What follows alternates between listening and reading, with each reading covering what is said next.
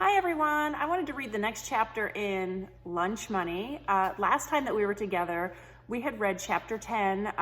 Greg and Mara had to ride home together. Greg got home. His mom didn't make too big of a deal about what happened, but his brothers were ruthless in teasing him. They even put their own little black eyes on themselves, so he was really nervous about going to school. So next we're going to read chapter 11, Notes. How come they call it a black eye? Greg stared at his face in the boys' mirror. It was Friday morning, 3 minutes before first period, and his black eye was spectacular, just as the nurse had predicted.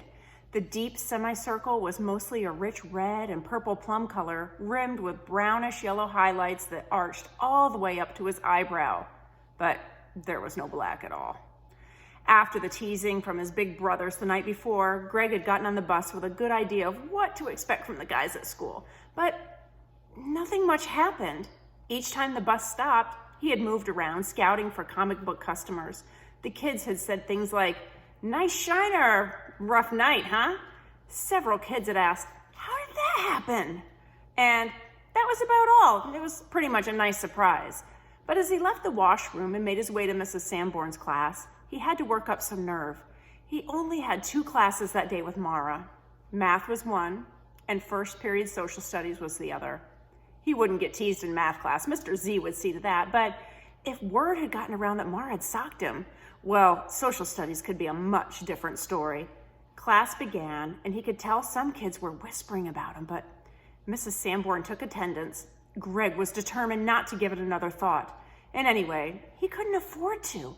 In social studies, daydreaming was dangerous. The day after a reading assignment, Mrs. Sanborn conducted a rapid-fire question and answer session, and class participation counted as 1/4 of everyone's grade. With her teacher's edition of World Cultures cradled in her arms, Mrs. Sanborn began pacing around the room, her words firing twice as fast as her footsteps. Mesopotamia is a Greek word that means what, Eileen? Between the rivers. Correct. Name one of the rivers, Daniel. The Tigris River. Correct. And the other one, Brittany? The Euphrates River. Correct. And a larger region of the area that includes Mesopotamia? Selena? The Fertile Triangle. That's half right. The complete correct name of this region, Dennis? The Fertile Crescent. Correct. Another river that's in the Fertile Crescent is not Mesopotamia. Greg? The Nile River.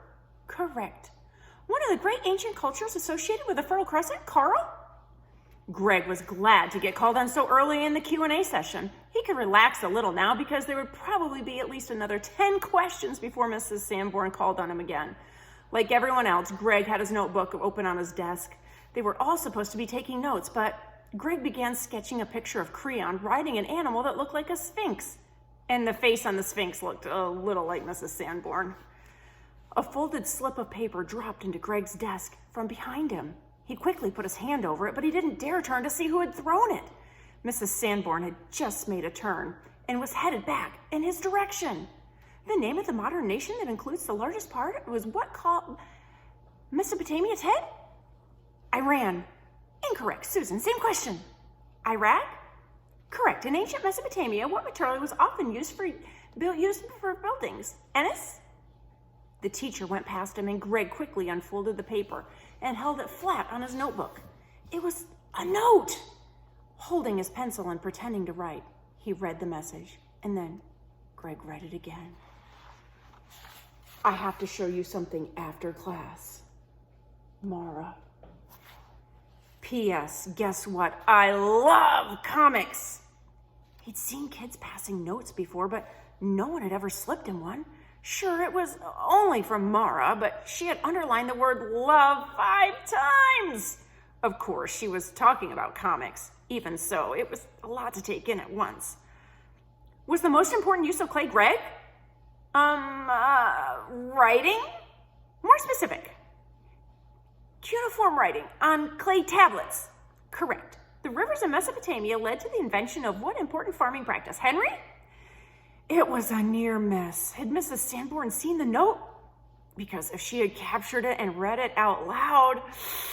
Greg crumpled the slip of paper in his left hand, stuffed it in his pocket, and began taking detailed notes about ancient civilization. but over 80% of his mind was worried about current events. He thought, is Mara trying to be like my friend?